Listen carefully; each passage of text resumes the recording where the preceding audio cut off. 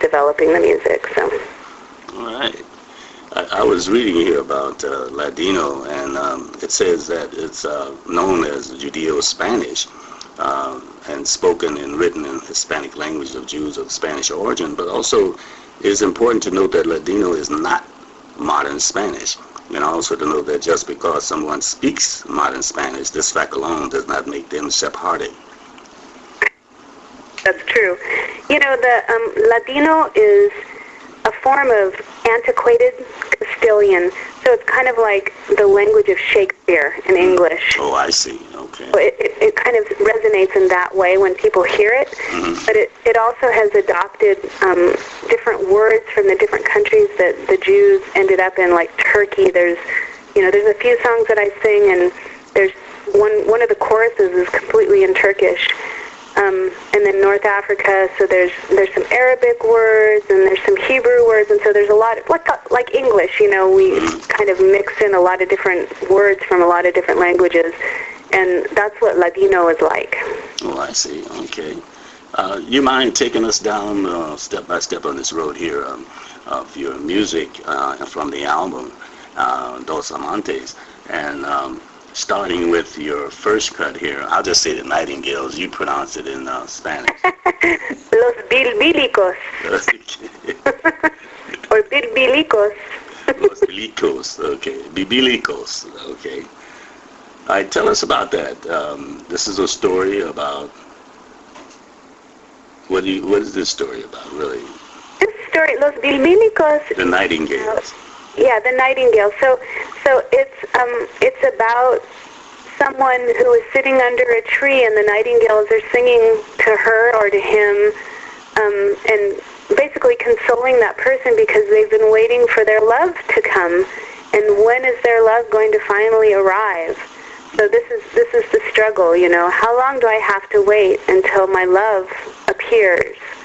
Or should I just throw myself into the ocean and get it over with now? No, don't do that.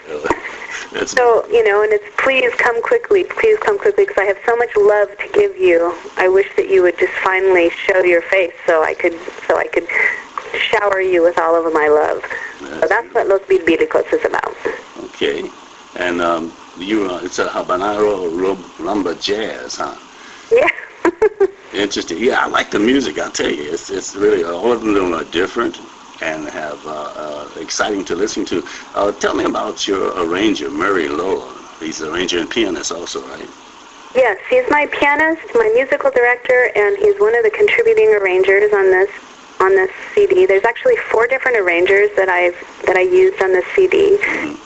Murray is a stalwart of the Bay Area. He's the first call pianist for many of the Latin jazz groups in this area. So I'm very lucky to be able to work with him.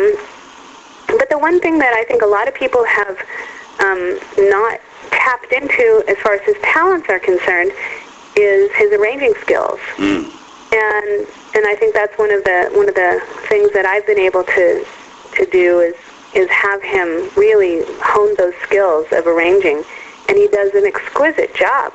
He really does. Yes, he does. So I feel I'm really excited by the music that how we're taking this music, and we collaborate. I definitely give my input, and I let him know the direction I want to take, and then I just give him free reign to just create whatever he can come up with. And it's the same for Wayne Wallace. He and I both collaborate very closely with each other. And they both have very strong Latin influences since they've been doing it for so long. But I also was very fortunate to use David Pinto, who was Susana Baca's, who's an Afro-Peruvian singer.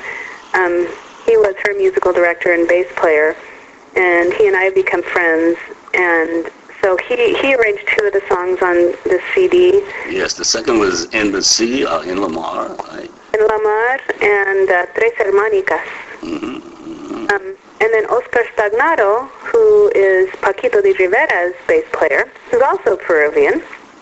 I met a few years ago in New York, and I was really excited by how he was blending different rhythms together. And so I asked him if he would arrange one of the songs, and he arranged Fiestaremos, which is the one that you have on your podcast. Okay. And so it was really fun to be able to use a couple different arrangers than I usually use. But the music, for me, and hopefully for your listeners, the whole CD just blends very seamlessly together in all of its world rhythms.